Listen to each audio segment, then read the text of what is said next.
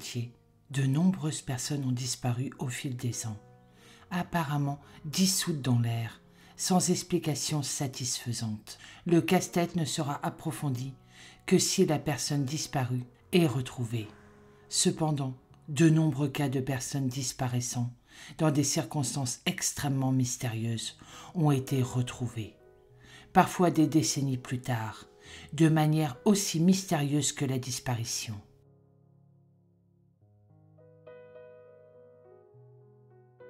Quand quelque chose d'irrationnel se produit, le rationnel semble être mis de côté. C'est le cas de la petite Amber Rose Smith, une fillette de 2 ans qui a mystérieusement disparu en été 2013. Bien qu'Amber, âgée de 2 ans, ait disparu pour un jour seulement, son cas est vraiment l'un des plus étranges et intrigants. Selon son père, Amber était dans la cour avant, en train de jouer avec les chiens de la famille, avec son père qui la surveillait. Son père s'est absenté que quelques minutes, mais c'est ce qu'il a fallu pour que Amber disparaisse. Quand il revint dehors, Amber avait disparu. Il appela son nom à haute voix, encore et encore, en vain. Quelques minutes plus tard, les chiens sont revenus, mais sans Amber. Une équipe de recherche a été immédiatement sur les lieux. Très rapidement, ils se sont organisés pour rechercher Amber, avec plus de 100 résidents locaux et forces d'urgence se joignant à la recherche. La recherche a duré toute la journée et toute la nuit sans succès. Ce n'est que le lendemain que la petite Amber a finalement été retrouvée, à 2 kilomètres de chez elle. Elle a été retrouvée debout au milieu de la route, regardant simplement dans le vide. Lorsqu'on lui a demandé où elle avait été et comment elle y était parvenue, elle était très choquée et confuse pour s'en souvenir. Pour atteindre sa destination, elle aurait dû traverser la nature sauvage par des températures nocturnes très froides. En outre, elle a été découverte dans un endroit qui avait fait l'objet d'une fouille minutieuse la veille. Comment elle avait réussi à éviter les équipes de recherche qui s'étaient mobilisées peu après sa disparition? C'est là que beaucoup de théories entrent en jeu. Certains pensent qu'elle a été récupérée par quelqu'un ou quelque chose, extraterrestre ou paranormal, tandis que d'autres pensent non, elle a juste parcouru la distance et s'est perdue dans les bois. Malheureusement, Amber ne donne pas de réponse. Amber a été découverte par des chercheurs avec seulement un débardeur, pas de chaussures ni de pantalon. Son père a découvert son pantalon à l'extérieur de la maison le jour où elle a disparu.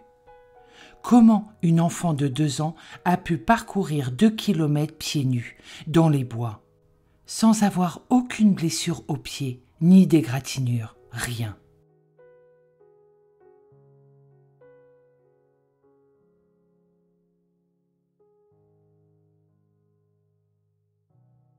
Le samedi 25 août 2012, en Islande, une île de l'Atlantique Nord entre le Groenland et la Norvège.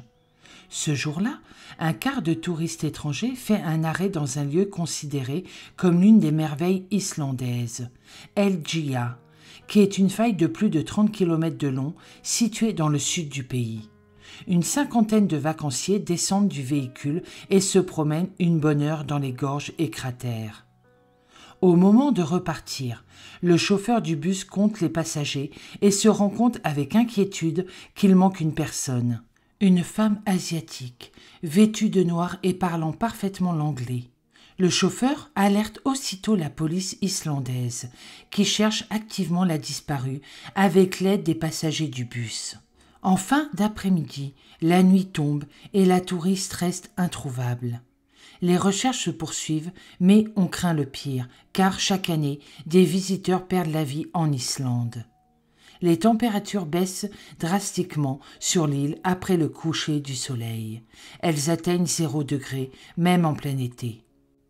Les sauveteurs commencent à fatiguer quand une femme asiatique participant aux recherches va voir le chauffeur du bus. Confuse, elle avoue qu'elle est la touriste portée disparue que tout le monde cherche depuis une demi-journée. En guise d'explication, elle dit qu'avant de remonter dans le bus, elle s'était rafraîchie et avait changé de vêtements. Voilà pourquoi ses compagnons de voyage ne l'ont pas reconnu. Ce n'est qu'au bout d'une douzaine d'heures que Ziane a réalisé subitement qu'elle correspondait en tout point à la description de la touriste introuvable. Depuis le début, elle aidait les chercheurs à se retrouver elle-même.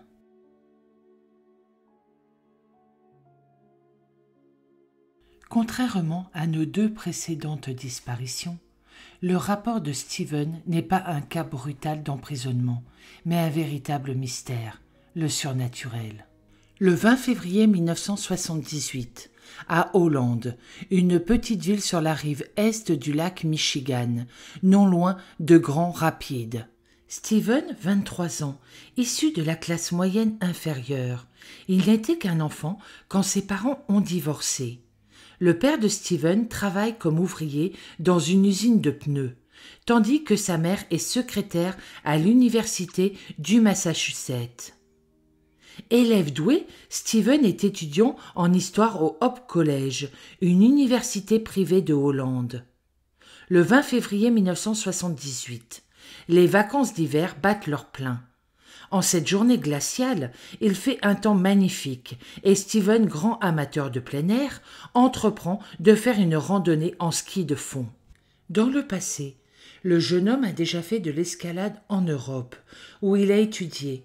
Il a même eu une petite amie allemande. Sac à dos sur les épaules, le jeune homme part donc seul sur les berges du lac Michigan, à 9 km à l'ouest de Hollande. Ne le voyant pas revenir en fin de journée, ses camarades étudiants préviennent la police d'État du Michigan. Ils partent aussitôt à sa recherche, au bord du lac Michigan, dont la surface est entièrement glacée à cette période de l'année. Guidés par les hélicoptères, les policiers qui circulent à bord de véhicules à chenilles retrouvent facilement la trace de Steven. En effet, ses skis ont laissé des marques évidentes dans la poudreuse. Près de Saugadruck, un village côtier à 14 km au sud de Hollande, les hommes de loi font une trouvaille surprenante. Les skis, bâtons, ainsi que le sac à dos de l'étudiant. Plus bizarre encore, Steven est apparemment parti à pied sur la surface enneigée du lac Michigan. Les policiers suivent ses empreintes et s'aperçoivent avec stupeur qu'elles s'arrêtent net, 180 mètres plus loin. Déconcertés, les officiers scrutent les alentours, mais l'étudiant n'est nulle part à l'horizon. Et ils ont beau se fatiguer les yeux, ils ne repèrent aucun trou dans la glace. Dans un état de grande perplexité, les policiers en viennent à la conclusion que Steven s'est sûrement noyé. En dépit de recherches entreprises dans le lac, son corps ne sera pas repêché. En fin d'année, Steven est présumé décédé, mais les enquêteurs ne sont pas totalement convaincus par la thèse accidentelle. Ils se demandent même s'il n'aurait pas été assassiné par un serial killer. En effet, le tueur en série John Wayne Gacy a été arrêté en décembre 1978, surnommé le clown tueur, car il aimait se déguiser en clown pour amuser les enfants à l'hôpital. Gacy a fait au moins 33 victimes, uniquement des garçons et jeunes hommes, dont les corps ont pour la plupart été retrouvés enterrés sous sa maison de Chicago. Le dossier dentaire de Steven est envoyé dans l'Illinois à des fins d'identification. Mais le résultat sera négatif. L'étudiant du Hope College n'a pas croisé la route de John Wayne Gacy. De l'autre côté, les parents divorcés de Steven vont dépenser des milliers de dollars en détectives privés pour le localiser. Irène, sa mère, demeure intimement convaincue qu'il ne repose pas au fond du lac Michigan. 14 mois et demi passent. Il n'y a aucun élément nouveau dans l'affaire Steven. Le 5 mai 1979, quelqu'un sonne à la porte du domicile de John, le père de Steven qui vit à South Deanfield, au Massachusetts. Monsieur Kubaski va ouvrir et n'en croit pas ses yeux. Son fils Steven se tient sur le seuil. Trop émus pour prononcer un mot, les deux hommes se prennent dans les bras. La réapparition de Steven est inattendue, mais moins que ce qui va suivre. Steven explique à son père qu'il vient de se réveiller dans une clairière herbeuse de Spinsfield, à 70 km de South Deerfield. Sous le choc, M. Kubaski ne sait pas trop quoi en penser puisque Spinsfield est situé à 1116 km du lieu de la disparition de son fils. Incapable de fournir la moindre explication, ce dernier dit ne se souvenir de rien. Steven n'a aucune idée d'où il était ni ce qu'il a fait durant son absence. La seule chose dont il soit sûr, c'est qu'il a perdu connaissance quand il skiait au bord du lac Michigan. À son réveil, il ignorait quel jour on était. Il a fallu qu'il achète un journal en ville pour connaître la date exacte.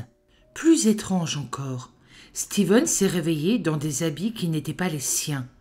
Avec 40 $ en poche, il a trouvé près de lui un sac à dos contenant des cartes routières et des cartons d'autostoppeurs avec les destinations suivantes: Sacramento, San Francisco, Reno, Utah et Chicago. Le jeune homme en a déduit qu'il avait sans doute voyagé en stop. Autre détail, Steven a de nouvelles lunettes et porte des chaussures de running. Steven a l'impression d'avoir beaucoup couru pendant sa période d'amnésie. Serait-il revenu chez lui à pied? Il a aussi déniché dans ses affaires un t-shirt de marathon provenant du Wisconsin. Là encore, il ignore comment il l'a obtenu. En quête de réponse, Steven analyse sa situation avec une grande lucidité. À la période de sa disparition, il ne souffrait, selon lui, d'aucune maladie mentale ou problème psychologique. Il ne se sentait pas du tout stressé quand il est parti faire une randonnée en ski de fond sur le lac Michigan. Ses cours à la fac se passaient bien. Il n'avait aucun problème avec les filles et devait même être prochainement embauché par le Holland Sentinel, le quotidien de la ville. Steven ne parvient pas à expliquer son trou de mémoire de plus de 14 mois. Cependant, il fournit un embryon d'explication à la presse. Une hypothermie mêlée à un épuisement aurait causé ces troubles amnésiques. D'accord, mais où était Steven pendant son amnésie? Qu'a-t-il fait pendant tout ce temps? Et pourquoi ses traces s'arrêtaient-elles brusquement sur la berge du lac Michigan? Autant de questions restées en suspens. Aujourd'hui encore, Steven n'a pas livré tous ses secrets. Selon toute apparence, il s'est empressé de tourner la page après cet épisode opaque de son existence. À son retour, il a juste dit qu'il irait consulter son médecin de famille pour un petit contrôle médical. Désireux de reprendre rapidement une vie normale, l'étudiant n'a pas éprouvé l'envie de trouver des réponses.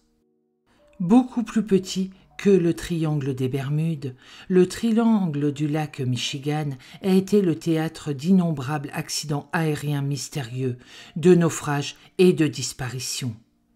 Parmi les incidents célèbres, citons le mystère du bateau Rosa Bell, la disparition du capitaine d'honneur et la disparition du vol 2501 de la Northwest Orient Airlines.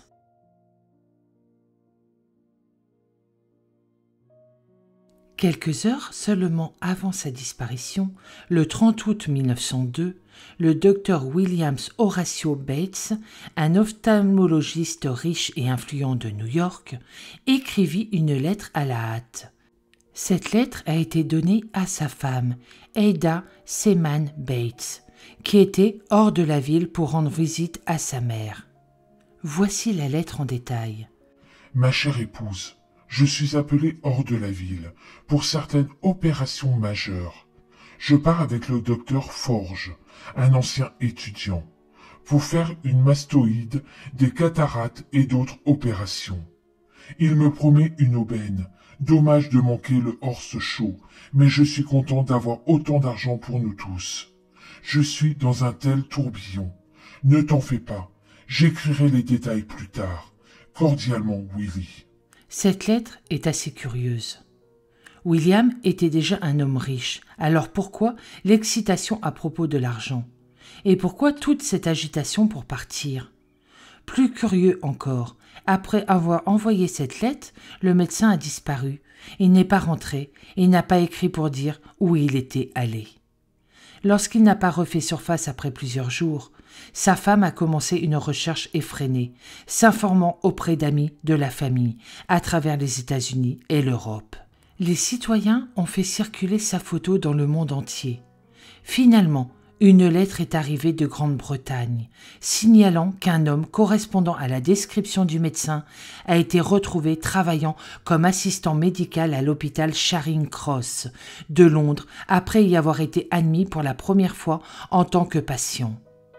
Des amis qui l'ont vu ont rapporté que William était hagard, maigre et ses yeux étaient profondément enfoncés. William a déclaré plus tard qu'il était même mort de faim à divers moments au cours des 10 semaines précédentes, même s'il avait laissé derrière lui un compte bancaire d'une taille telle qu'il aurait pu vivre dans le luxe à Londres pendant des années. Sa femme est montée à bord du prochain navire pour l'Angleterre, mais les retrouvailles qu'elle imaginait ne se sont pas concrétisées. Son mari n'a montré aucun souvenir de sa vie antérieure. Il n'a même pas reconnu sa propre femme. « Je ne sais pas pourquoi vous vous embêtez, madame », lui aurait-il dit. « Nous sommes des étrangers. » Le médecin a été contraint, à contre-cœur, de rejoindre madame Bates à l'hôtel Savoie pour une période de repos et de récupération. Là, il se souvient vaguement d'avoir été appelé loin de New York pour monter à bord d'un navire et opérer une personne atteinte d'un abcès cérébral. Confuse mais soulagée, madame Bates prévoyait de rester à Londres aussi longtemps que nécessaire pour que son mari se remette de son calvaire et que d'autres souvenirs de sa vie antérieure refassent surface. Ses espoirs, cependant, ont été déçus lorsque le docteur Bates a brusquement quitté le Savoie 2 jours après y avoir élu domicile, disparaissant une fois de plus dans la foule londonienne. Madame Bates n'a jamais revu son mari. William était au sommet de sa carrière lorsqu'il disparut en 1902, au début de la quarantaine. Il était beau, aisé, respecté et souvent consulté par d'autres médecins dans des cas inhabituels. Après avoir quitté l'hôtel Savoie ce jour d'automne, sa femme a passé des années à le chercher sans relâche, à travers l'Europe et la côte est de l'Amérique. Elle est décédée le cœur brisé, embrassant un portrait de son mari en 1907. Mais l'histoire ne s'arrête pas là. Le docteur Bates a finalement réapparu. C'était dans un endroit improbable, Grand Ford, Dakota du Nord. En 1910, le docteur Joe Kelly, un bon ami du docteur Bates, du temps où il était à New York, était de passage à Grand Forks, alors une ville de 12 000 habitants.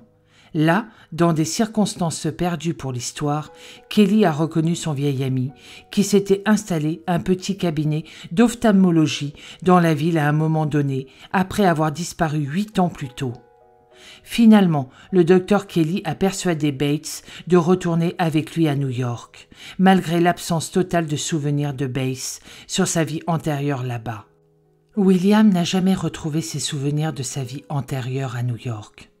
Les journalistes n'ont jamais réussi à reconstituer son histoire, faisant allusion à une existence fantomatique errant à travers l'Europe, en tant que médecin itinérant avant de s'installer dans la vie dans des grandes plaines du Dakota du Nord.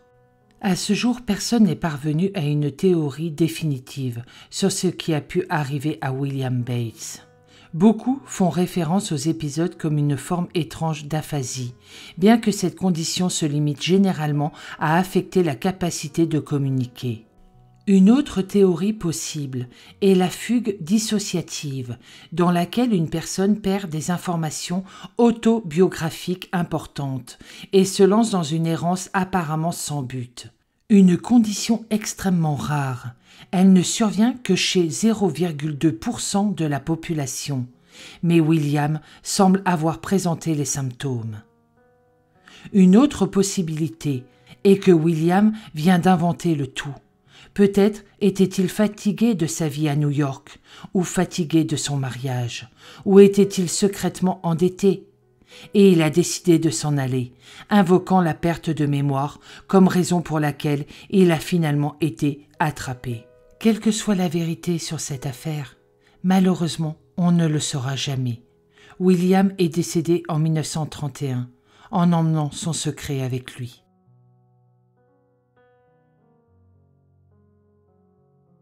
Gabriel Nagy et sa famille vécurent une vie faite de joie et de bonheur à Sydney, en Australie.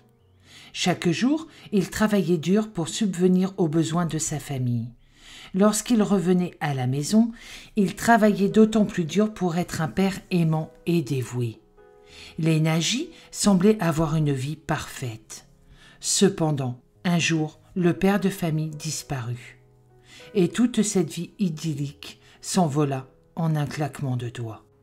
Le 21 janvier 1987, Gabriel passa un coup de fil à sa femme Pamela pour l'informer qu'il allait venir déjeuner à la maison aujourd'hui. Suite à cet appel, Pamela prépara des sandwichs en 2 temps, 3 mouvements, très contente à l'idée de voir son mari ce midi, car c'était extrêmement rare. À mesure que les heures défilaient, les doutes de Pamela grandissaient et se transformèrent même en peur. Très vite, elle alerta les autorités, car son mari n'était toujours pas là. Les autorités lancèrent les recherches immédiatement. 24 heures s'écoulèrent avant qu'ils ne trouvent quelque chose. Pamela, accompagnée de ses enfants Steven et Jennifer, s'assirent ensemble toute la nuit, dans l'espoir d'avoir des nouvelles de leur père. Il craignait pour sa vie, se torturait l'esprit en l'imaginant seul dans la nuit, campagne sauvage d'Australie. Malheureusement, aucune nouvelle ne parvint. Jusqu'au lendemain, l'après-midi suivant, un officier de police trouva le véhicule de Gabriel, abandonné sur le bas-côté de la route. Pire encore, la voiture était brûlée. Pour la famille de Gabriel, le mystère ne fit que commencer. Il n'avait jamais été aussi loin de la maison sans le dire à personne, déclara Jennifer à propos de son père. Plusieurs jours passèrent et toujours aucun signe de vie de Gabriel. À ce moment-là, sa disparition devint alors une enquête de personnes disparues à part entière. Très vite, les gens commencèrent à rechercher un peu partout et à tirer sur la sonnette d'alarme, raconta Jennifer. Même lorsque davantage de personnes se mirent à chercher Gabriel, ils ne trouvèrent rien, comme s'il s'était volatilisé de la surface de la planète. Au vu de l'état du véhicule, Pamela et ses enfants craignaient qu'on lui ait fait du mal. Finalement, 2 semaines après sa disparition, sa famille reçut quelque chose d'étrange. Après 2 semaines de travail acharné sur l'affaire Gabriel Nagy, les autorités eurent enfin l'opportunité de faire quelques avancées dans l'enquête. Ils découvrirent que la carte bancaire de Gabriel avait été utilisée dans une banque de Newcastle, à 100 km du nord de Sydney, pour un retrait d'argent. Après avoir traqué le flux d'argent, les policiers découvrirent finalement qu'il avait été dépensé pour acheter du matériel de camping. Malheureusement, la boutique concernée n'avait aucune caméra de surveillance. De plus, l'employé du magasin ne se souvenait absolument pas de l'apparence de la personne qui avait acheté tout ce matériel. Après avoir exploré cette piste, retour au point de départ. Ce fut l'unique piste crédible pendant près de 20 ans. En effet, durant près de 2 décennies, Pamela et ses enfants se demandèrent qu'est-ce qui avait bien pu arriver à cet être qui lui était si cher. Ils ne pouvaient pas croire que Gabriel les avait abandonnés sans se retourner. Leurs enfants, Jessica et Steven, grandirent en se demandant où leur père avait bien pu passer. Il fallait absolument qu'ils sachent s'il était toujours en vie. Il mourait d'envie de savoir ce qui lui était arrivé. C'était traumatisant pour tout le monde, se souvient Jessica. Ça m'a vraiment affectée émotionnellement parlant. Les gens demandaient « Où est ton père ?» C'était trop à encaisser, trop douloureux. Personne ne pouvait expliquer cette soudaine disparition. Elle a poursuivi en disant « C'était mon monde et soudainement, on me l'a enlevé. » Au fil des années, la famille Nagy commença à accepter le fait que Gabriel ait totalement disparu de leur vie. Ils avaient besoin de faire leur deuil, bien qu'ils se souviendraient toujours de leur père. Les Nagy avaient besoin d'un nouveau départ. Par conséquent, ils décidèrent d'abandonner leur maison à Sydney et de déménager sur la Sunshine Coast, à 250 km plus loin, dans le Queensland. Pamela et ses enfants s'assurèrent que les autorités fussent bien au courant de leur déménagement, juste au cas où d'autres pistes à propos de Gabriel venaient à surgir. Malgré cet espoir persistant, les membres de la famille craignaient au plus profond d'eux-mêmes que Gabriel fût décédé. C'était la seule explication possible concernant sa disparition. 23 ans après la disparition de Gabriel, l'officier en charge de l'affaire, la commissaire en chef nommée Georgia Robinson, ralentit les recherches. Désormais, selon elle, il ne fallait faire qu'une seule chose, déclarer Gabriel officiellement décédé. Cependant, avant qu'elle ait eu le temps de faire quoi que ce soit, une nouvelle piste arriva. Le processus légal exigeait qu'elle fasse une dernière tentative pour retrouver Gabriel. Et cette fois-ci, elle trouva quelque chose. Apparemment, un homme répondant au nom de Gabriel Nagy avait récemment subi une chirurgie des yeux. Bien heureusement, les autorités sanitaires d'Australie avaient pris le soin de bien documenter l'intégralité de la procédure. Plus la commissaire creusait l'affaire, plus cette dernière s'emplissait de mystères. Les archives médicales la menèrent à un homme qui s'appelait Ron Saunders. Ce dernier venait tout juste d'utiliser le nom de Gabriel Nagy. Après quelque temps à creuser l'affaire, la commissaire de police découvrit que l'homme vivait à Mackay, une ville du nord-est de l'Australie, située à environ 1000 km du dernier endroit où Gabriel fut aperçu. C'était la seule piste tangible qu'elle avait dans cette affaire depuis 2 décennies. Très vite, la police locale se rendit au domicile de l'homme mystère. La police arriva à Mackay, au domicile. Là-bas, ils lui donnèrent les coordonnées de la commissaire en chef Robinson. Malheureusement, ils ne pouvaient pas le forcer à la joindre. Cependant, ils avaient bon espoir qu'il le ferait pour enfin classer cette affaire. Quelques jours plus tard, Saunders saisit son téléphone et contacta Robinson. Alors qu'il parlait à la commissaire, il lui racontait que ces 20 dernières années étaient complètement floues pour lui. Suite à cet appel téléphonique, les choses devinrent plus que sérieuses. « Robinson voulait me voir et parler plus longuement avec moi », déclara Saunders à la presse en 2012. Durant l'appel, Robinson apprit bon nombre de choses sur M. Ron Saunders. À cette même période, l'homme mystère travaillait et vivait en même temps à l'église Mackay River Slave. Toutefois, comme il lui expliqua, il passa l'entière partie de son temps dehors, errant d'endroit en endroit sans jamais avoir de domicile fixe. Le plus intrigant, c'est que cet homme, qui se faisait maintenant appeler Gabriel Nagy, n'avait aucun souvenir de l'endroit d'où il venait. Il y avait quelque chose dans un coin de ma tête qui me disait que j'avais dû faire quelque chose d'extrêmement grave pour avoir vécu de la manière dont je l'ai fait ces années passées, se souvient Saunders. Mais cette simple conversation ne suffisait pas pour confirmer qu'il était bien Gabriel Nagy. Après son appel téléphonique avec la commissaire de police, Saunders se sentait lui-même assez intrigué. Après tout, lui aussi voulait connaître sa vraie identité. Les 2 interlocuteurs décidèrent donc de se rencontrer en personne pour enfin venir à bout de ce puzzle. Robinson se rendit rapidement à Mackay afin de voir si son pressentiment était avéré. De plus, elle voulait vraiment aider Saunders. La première chose qu'elle a dit lorsqu'elle est arrivée est « Tu n'as tué personne, tu n'es pas recherché par la police. Tu es une personne portée disparue et ce n'est pas un crime », expliqua Saunders. Néanmoins, il ne pouvait s'empêcher d'être confus quant à l'affirmation de la commissaire en chef. Robinson devait confirmer que Saunders et Gabriel étaient bel et bien les mêmes personnes. Elle commença donc par montrer quelques photos de Gabriel à Saunders, en lui posant des questions à propos de son passé. En faisant cela, elle espérait que l'homme finisse par se souvenir de sa vie passée. Alors qu'il parcourait les photos de famille de Gabriel, un sentiment étrange s'empara de Saunders. C'était comme un dessin animé où des bulles de flashback apparaissaient au-dessus des têtes, expliqua-t-il. Robinson m'a donné une lettre de Jennifer, une lettre de Pam et des lettres de mon père et de ma belle-mère. Tandis que l'homme regardait les photos avec attention, de plus en plus de souvenirs lui vinrent en mémoire. Tout d'abord, Il se souvient avoir acheté l'équipement de camping à Newcastle, tout comme Gabriel. Puis il se rappela avoir souffert d'une blessure à la tête, et c'est là que la commissaire en chef se rendit compte qu'il s'agissait bien de l'homme qu'il recherchait. Et oui, Saunders était Gabriel Nagy, était bien la même personne.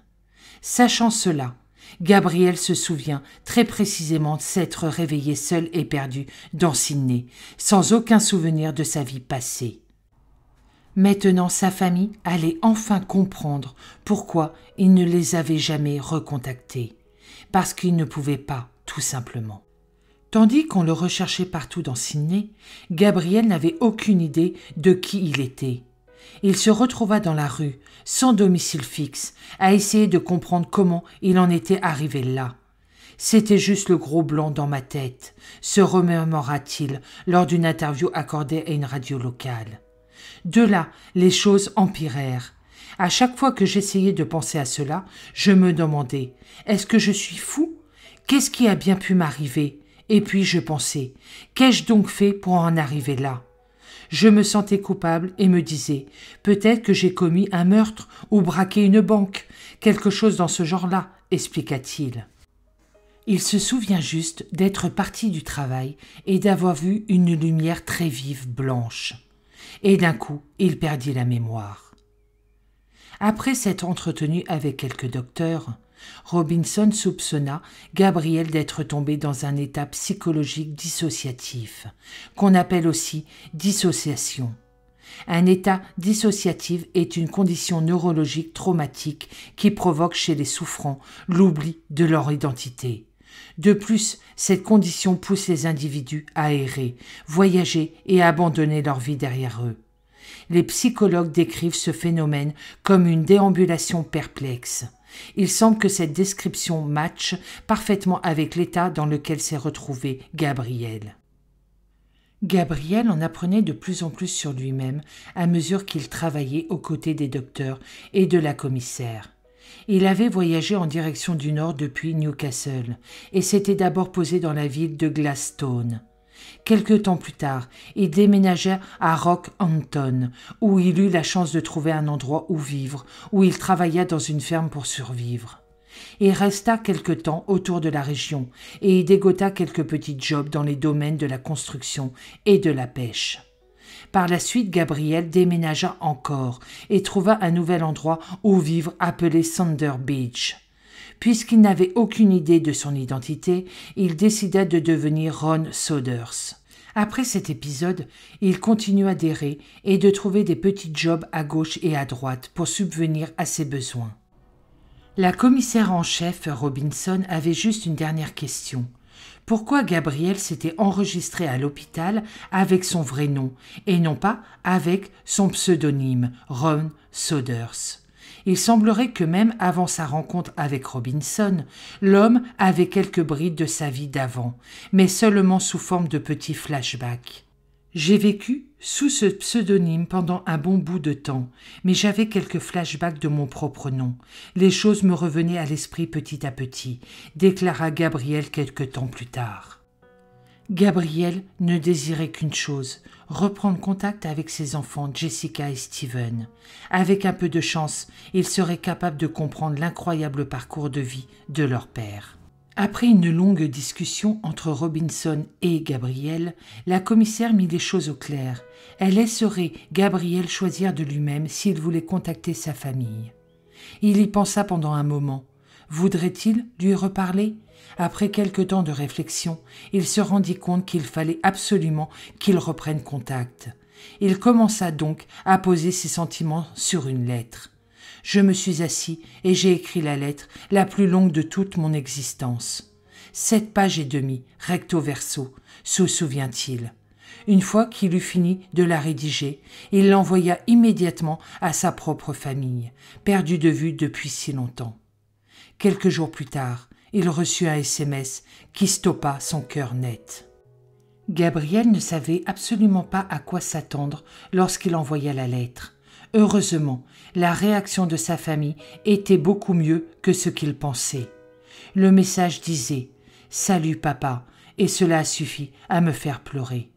Jennifer m'a écrit en disant qu'elle venait de lire la lettre et qu'elle m'aimait toujours. 10 minutes plus tard, le téléphone sonna et c'était Pam. On a parlé jusqu'à ce que le portable s'éteigne, raconta Gabrielle, non sans émotion. Après toutes ces années, aucun membre de la famille ne l'avait oublié. Aucun d'eux n'avait jamais perdu espoir. Quelques semaines plus tard, Jennifer, désormais âgée de 32 ans, décida de s'envoler vers McKay afin de rencontrer son père. Après 23 ans, père et fille allaient enfin pouvoir se retrouver. Il est venu me chercher à l'aéroport avec un gros bouquet de fleurs. On s'est jetés dans les bras l'un de l'autre sans trop réfléchir. À la même période, il retrouva également son père. Malheureusement, il ne put pas retrouver sa mère. Cette dernière était décédée depuis quelque temps déjà. De manière assez tragique, sa petite sœur était également décédée des suites d'une tumeur. Pour la première fois, il rencontra sa nièce et son neveu. C'était comme dans la Bible, l'enfant prodige qui revint au bercail, a-t-il confié à une radio locale. C'était surréaliste. Gabriel et sa famille étaient reconnaissants de s'être retrouvés de nouveau. À l'époque où son père disparut, Jennifer n'était qu'un enfant. Aujourd'hui, elle était une femme accomplie. Gabriel était impatient à l'idée de découvrir la femme exceptionnelle qu'elle était devenue. Ils étaient tous deux enchantés à l'idée de se redécouvrir. Et même si de nombreuses années les avaient éloignés, lorsqu'ils se retrouvèrent, c'était comme s'ils n'avaient jamais été séparés. C'est la fin de cette vidéo. Je suis désolée pour le montage, je n'ai pas pu faire mieux aujourd'hui car j'ai un petit souci de santé, mon bras est complètement bloqué. Je vous souhaite une très bonne journée, je vous dis à bientôt dans une prochaine vidéo et surtout prenez soin de vous.